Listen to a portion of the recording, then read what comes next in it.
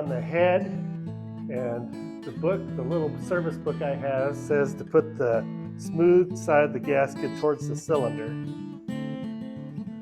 And the crimped over edge is going towards the head. And it also says shellac the gasket, but I'm going to use copper coat gasket compound.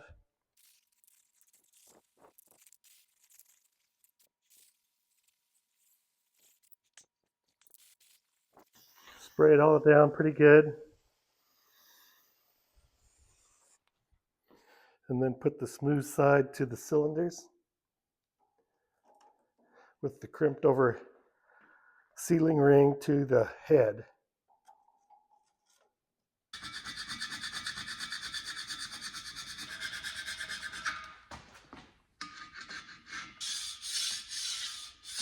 So I'm putting the springs on the valves, and I've got 3 of them done, and I don't have a spring compressor, so I'm trying to make do with what I got, and it is difficult, but it takes the spring and then a cap on there, and then these 2 keepers go in there like that around the valve.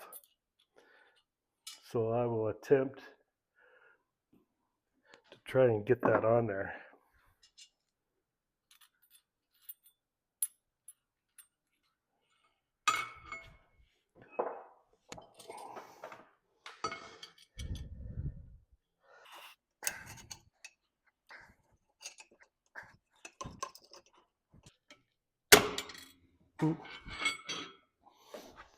Got one of them in there.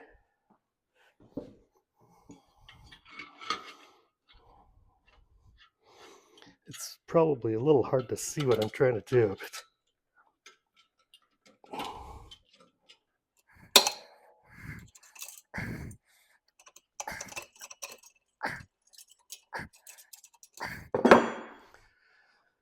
okay, those, when the cap holds those on.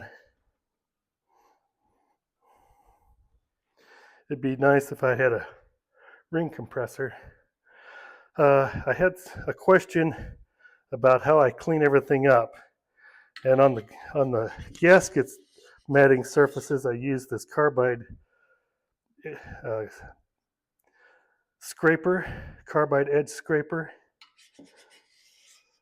to get everything nice and smooth. That is a pretty resilient scraper. You got to be careful with it not to drop it or something, because it will break that carbide edge. But if used correctly, why, it really takes off the rust. And then I use a lot of elbow grease with the wire brush, and I got a wire angled grinder that I clean up stuff with too, and I use solvent to do the final cleanup, get the grease and the dirt all off. But there, my head is ready to go on. New old stock valves. Got a little grease on from the table. I don't think Deere has made intake valves for quite a while on those. Those are the 945Rs. So those are got to be pretty old.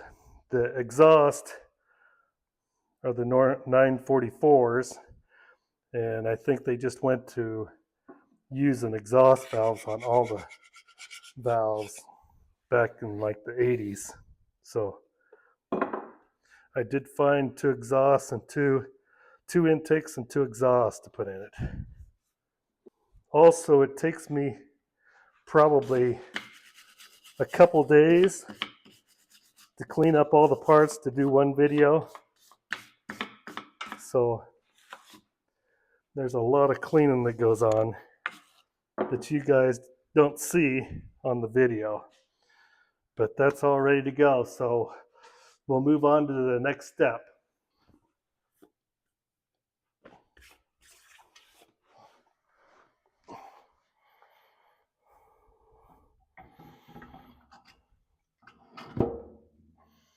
And then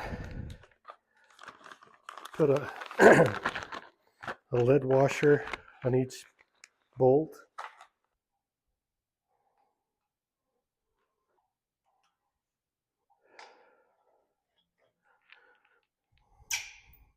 And then the finished torque on these says 208 pounds.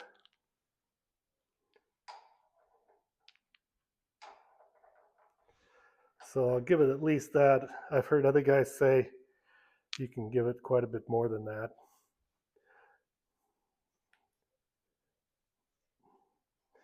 But I think I'll draw it down to like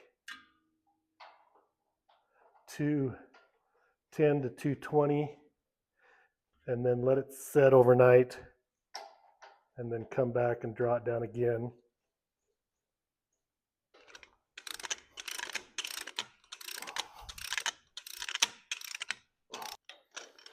I'm just snugging them up a little bit, get them all snugged up, and then I'll start tightening down.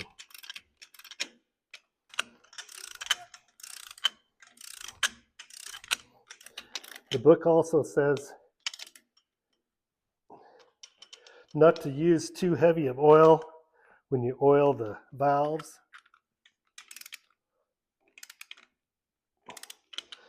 Okay, so I got everything snugged up. I got my wrench set at 150 pounds.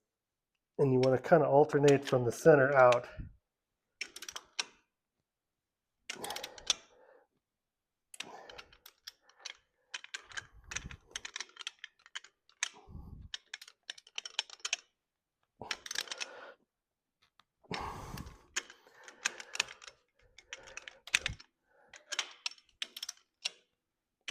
Sometimes those old nuts don't fit the modern wrenches all that great. Oh, there's 150 on that one. Okay, start back at the center and get the 150.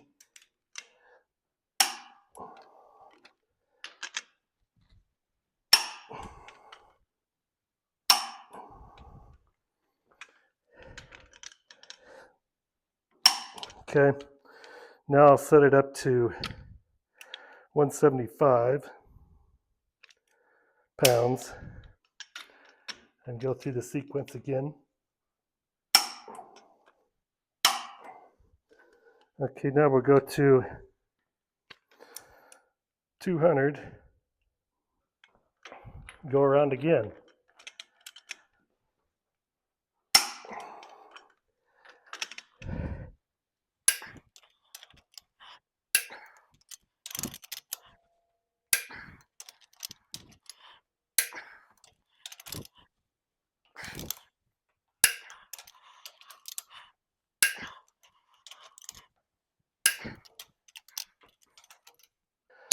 Now I think I'll step it up to like 210.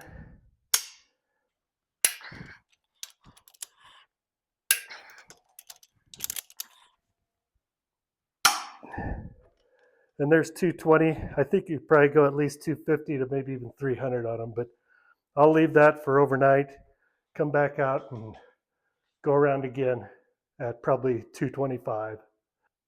I guess we'll see you tomorrow then. Okay, I'm back. I let it set overnight and I'll finish torquing these. I think I'm going to put it up to 125.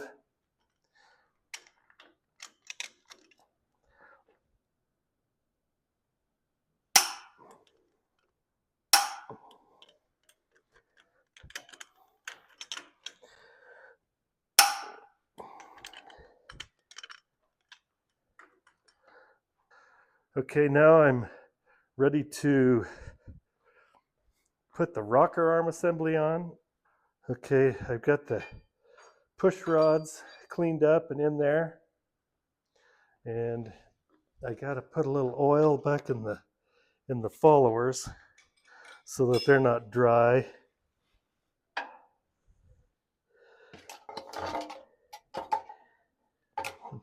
Dark. All the push rods off of the lobes. And then you got to push those rods back in there, make sure they go in the rocker or the cam shaft follower. Okay, I'm just turned so it's just right before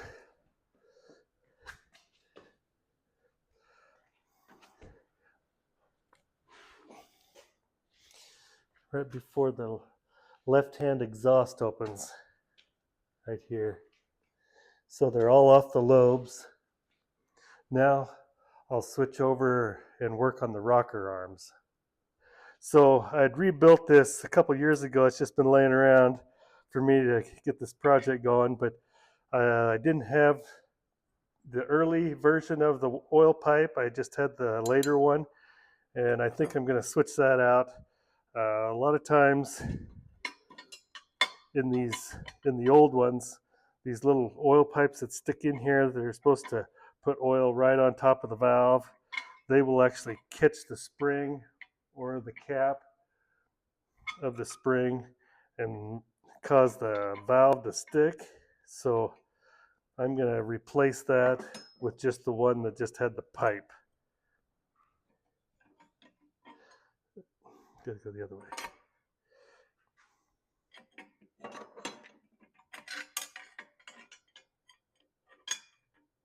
I need to turn this on.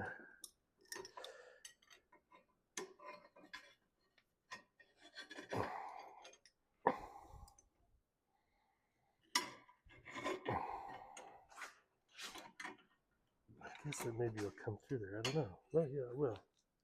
And I think I will turn it so the hole in the pipe is straight down, because this fitting here goes straight down.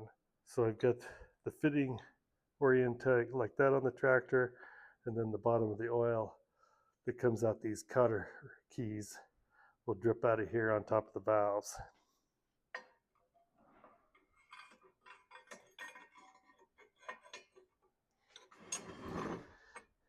And then they had a lead washer behind that bolt.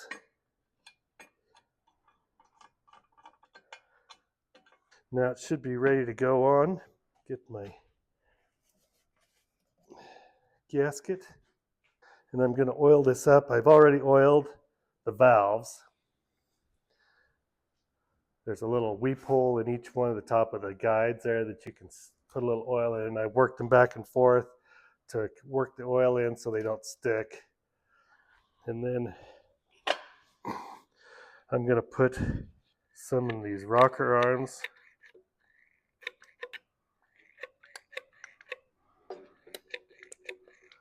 And then some in where the push rod goes.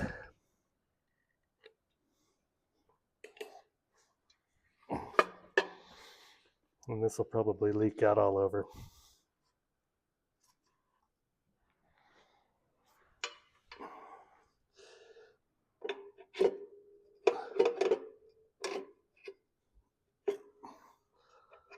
Stick the push rods in the socket.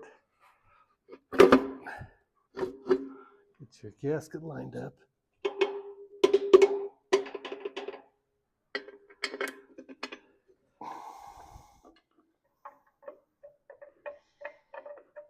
So this cover here is new old stock. It's not really correct for this tractor. The only difference is that wouldn't have had those plugs in there in 25. Those were put in later for you to manually take out and squirt a little oil on your valve. So if it had been a while since it had run, they expected you to take those out and squirt a little oil on that valve on each side.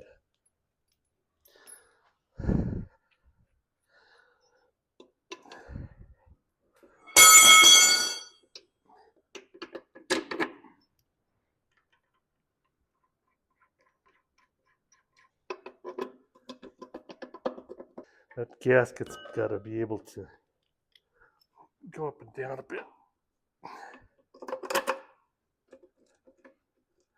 Got all the push rods in there. I can start tightening this down, and I'll come back when I get that tightened up so we can adjust the push rods. Okay, now that I got the rocker box tightened up on there, I can adjust the valves, and all the valves are off the lobe of the cam. So the book says to tighten these down until they contact.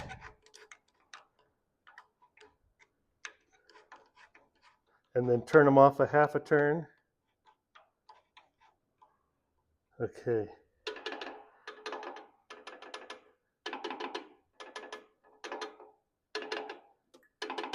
This one seems a little tight yet. And then tighten up the locking bolt.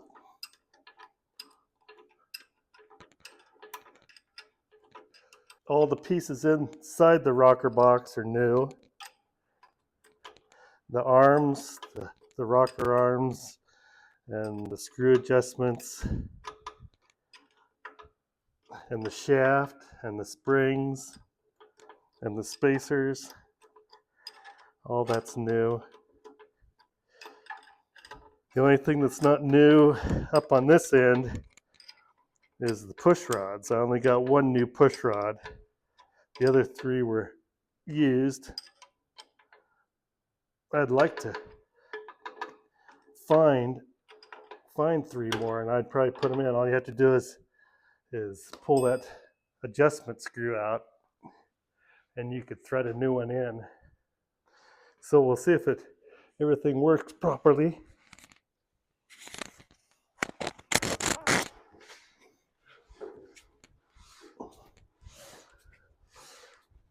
Looks good. So now I'm ready to put the cover on, and I put some sealer on the other side of the gasket, but I think I'm going to let the one side not have sealer because I'll probably want to come back in here later and readjust those valves. Those bolts all go into oil, so I'm going to put a little sealer on there.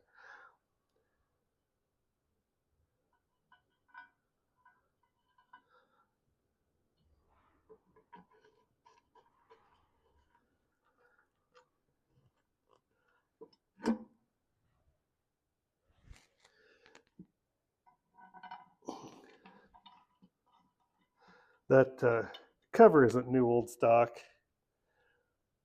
but it's the correct one for the year. They started out with them cast iron, like this one is. And then, like in 28, when they went to the bigger engine, they made it out of tin. But the early one had a small number embossed in the cover right there. And then I believe in 26, they went to a larger number embossed on the cast cover. And that's the only difference in them that I know of. And then, of course, in 28, they went to the pressed steel one.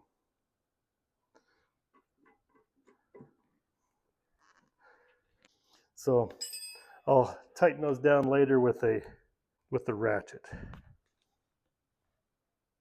That pretty much finishes up the head and adjusting the valves. And so we'll call it quits on this episode. If you like what I'm doing and want to listen to more of what's happened in the past episode, go to YouTube and subscribe to my channel. And until next time, we'll see you down the road.